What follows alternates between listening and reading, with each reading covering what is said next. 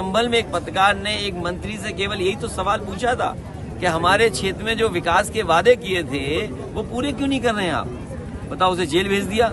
2024 लोकसभा चुनाव को लेकर अखिलेश यादव ने बीजेपी पर हमलावर होते हुए कहा कि 2024 का लोकसभा चुनाव बहुत महत्वपूर्ण है क्योंकि उत्तर प्रदेश की दिशा तय करनी है। उत्तर प्रदेश ने देश को कई प्रधानमंत्री दिए हैं, उत्तर प्रदेश को आगे रहना चाहिए, लेकिन बीजेपी ने आज यूपी को सबसे पीछे छोड़ दिया। बीजेपी सरकार में किसान परेशान है और महंगाई चरम पर है। 24 का चुनाव महत्वपूर्ण है और इसलिए महत्वपूर्ण है कि उत्तर प्रदेश को दिशा तय करनी है। उत्तर प्रदेश ने ही प्रधानमंत्री बनाए हैं और उत्तर प्रदेश को ही आज पीछे छोड़ दिया। ये सरकार कह रही है कि केवल 100 में 4 लोग बेरोजगार हैं। क्या ये सच है? किसान की आय दोगुनी, बताओ, आलू भटक रहा है किसान, आलू की कीमत क्या दे रही सरकार? डीजल पेट्रोल महंगा, सिलेंडर दे नहीं पा रहे और बिजली का बिल कितना महंगा है और हर सड़क चौराहे पे डिवाइडर पे सांड स्वागत कर रहे हैं। ये है उत्तर प्रदेश।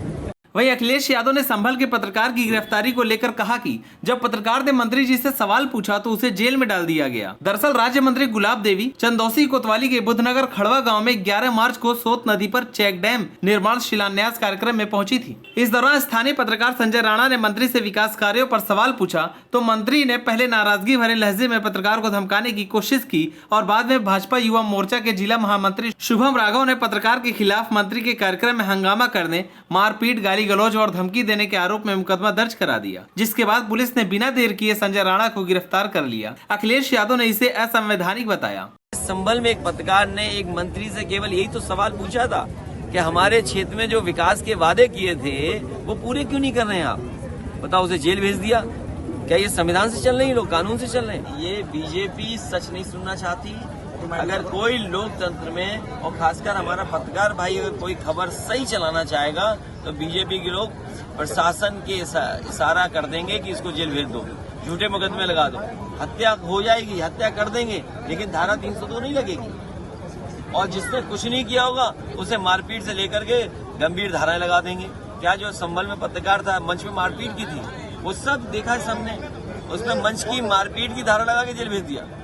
अखिलेश यादव ने कहा कि अगर बीजेपी से 100 माफियाओं की लिस्ट मांगी जाती है तो ये लोग नहीं देते हैं क्योंकि सबसे ज्यादा गुंडे और माफिया अगर कहीं हैं तो वो बीजेपी में ही है, इसलिए बीजेपी माफियाओं की लिस्ट नहीं देती है।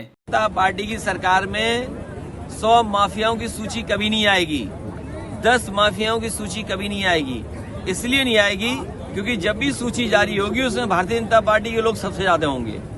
ममता जी से भाई मैंने विधानसभा में पूछा कि टॉप 10 माफियाओं की सूची दे दो, टॉप 100 माफियाओं की सूची दे दो, आज तक सरकार ने नहीं बताया। सरकार इसलिए नहीं बता रही है क्योंकि सबसे ज्यादा बीजेपी के लोग निकलेंगे उसमें।